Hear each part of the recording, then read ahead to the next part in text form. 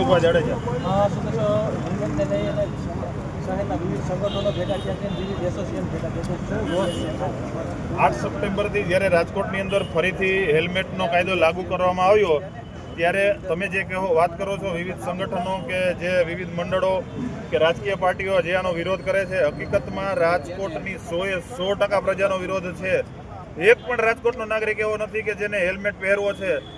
આજે તમે સોશિયલ મીડિયાથી માંડી અને બધે તમે જોવો છો ત્યારે એક પણ વિડીયો ક્યાંય તમે જોયો કે કોઈ નાગરિકે જાહેરમાં આવી અને હેલ્મેટનું સમર્થન કર્યું હોય કે આ હેલ્મેટ ખૂબ સરસ છે, હું આ પહેરીશ તો રૂપાળો લાગીશ અને મને આ પહેરવો બહુ ગમે છે. 100% જ્યારે નાગરિકોને હેલ્મેટથી એલર્જી છે, હેલ્મેટ નથી પહેરવો, હેલ્મેટ ત્રાસદાયક લાગે છે, ત્યારે સૌથી પહેલાં કોઈની જવાબદારી હોય તો રાજકોટના 78 જનપ્રતિનિધિની છે. રાજકોટ શહેરના 18 વોર્ડના 72 જે નગરસેવકો છે એ પ્લસ આપણા 4 ધારાસભ્ય છે અને એક લોકસભાના અને એક રાજ્યસભાના 2 સાંસદો છે. આ 78 જનપ્રતિનિધિને રાજકોટની સુખાકારી માટે રાજકોટની પ્રજાએ ચૂંટ્યા છે. અને જ્યારે રાજકોટની પ્રજા મુશ્કેલીમાં હોય, જ્યારે રાજકોટની પ્રજા ત્રસ્ત હોય ત્યારે સૌથી પહેલી આ 78ની જવાબદારી છે. હું અહીંયા ત્રિકોણબાગના મેદાનમાં આ 78 જનપ્રતિનિધિને એમની જે જવાબદારી છે એના માટે હું પડકાર કરું છું કે આ પબ્લિક પીસાઈ રહી છે, તમે જાગો અને એક નગરસેવક, એક ધારાસભ્ય અને બંને સાંસદોને કહું છું કે તમે જાહેરમાં આવો અને તમારી પબ્લિકને તમે કહો કે આ 8 સપ્ટેમ્બરથી જે કાયદો લાગુ થવા જઈ રહ્યો છે આ કાયદા વિશે તમારું શું સ્ટેન્ડ છે.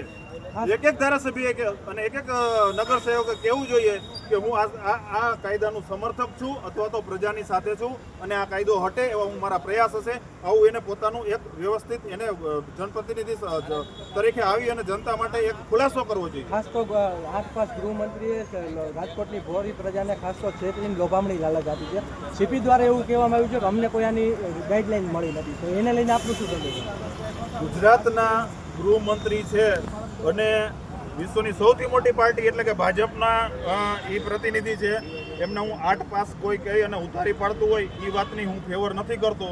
એનામાં ટેલેન્ટ હશે, એનામાં લોકચાહના હશે એટલે ગૃહમંત્રી બન્યા હશે. પરંતુ જ્યારે 8 સપ્ટેમ્બરથી આ કાયદો ચાલુ થયો, ફરીથી લાગુ થયો, ત્યારે આપણા જ રાજકોટના 3 ધારાસભ્યો જે પ્રજાની નાળ પારખી અને મારતા ઘોડે ગાંધીનગર ગયા, ઉદયભાઈ કાનગડ, દર્શિતાબેન શાહ અને રમેશભાઈ ટીલાડાને હું અભિનંદન પાઠવું છું કે રાજકોટની જનતાની તમે લોક લાગણી સમજી અને માનનીય આપણા ગૃહમંત્રીને તાત્કાલિક રજૂઆત કરી અને આ રજૂઆતનો પડઘો એવો પણ પડ્યો કે રાજકોટ શહેરની અંદર કાલથી હવે કોઈ પ્રકારના હેલ્મેટના દંડ થશે નહીં.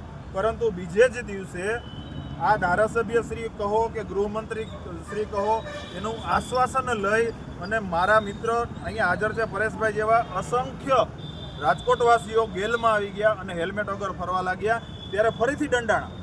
એટલે જો ધારાસભ્યશ્રીઓ હોય કે ગૃહમંત્રીશ્રીઓ હોય, જો એમને પ્રજાની લાગણીની ચિંતા હોય તો એમને વ્યવસ્થિત અને સ્પષ્ટ રજૂઆત કરવી જોઈએ અને પબ્લિકમાં એનો વિચાર મૂકવો જોઈએ અને પબ્લિકને આવી રીતના ઝાંસામાં રાખી અને આવી રીતના દંડાય એવું કૃત્ય ન થાય એ એમની જવાબદારી. કોર્પોરેશનની ચૂંટણી માટે જેટલા લોકોને દંડ ફટકારવામાં આવ્યા છે તેમાં કઈ પ્રકારનો આક્રોશ?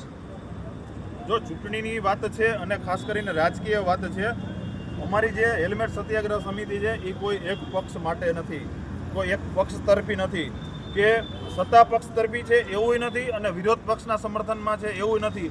માત્ર ને માત્ર જનતાને સુખાકારી એવા જે કાંઈ મુદ્દા હોય એ મુદ્દાઓ માટે એક પ્લેટફોર્મ અમે રચેલું છે અને આ પ્લેટફોર્મના માધ્યમથી હું કહું છું, મને જે દેખાય એમ કહું છું કે કોઈ પણ વ્યક્તિનું ચલાણ કટાશે, દંડ ભરાશે, મેમો જનરેટ થશે એટલે એ વ્યક્તિનો નહીં, એ વ્યક્તિની સાથે અસંખ્ય વોટ કપાશે. આ સત્તાધારી પક્ષે સમજવાની જરૂર છે. આ કોર્પોરેશન હોય, ધારાસભા હોય કે સાંસદ હોય, એને સમજવાની જરૂર છે કે પબ્લિકની લાગણીનો આપણે જે દ્રોહ કરી રહ્યા છીએ અને જે ચલણ કપાય છે એની સાથે અસંખ્ય મત કપાવાના છે.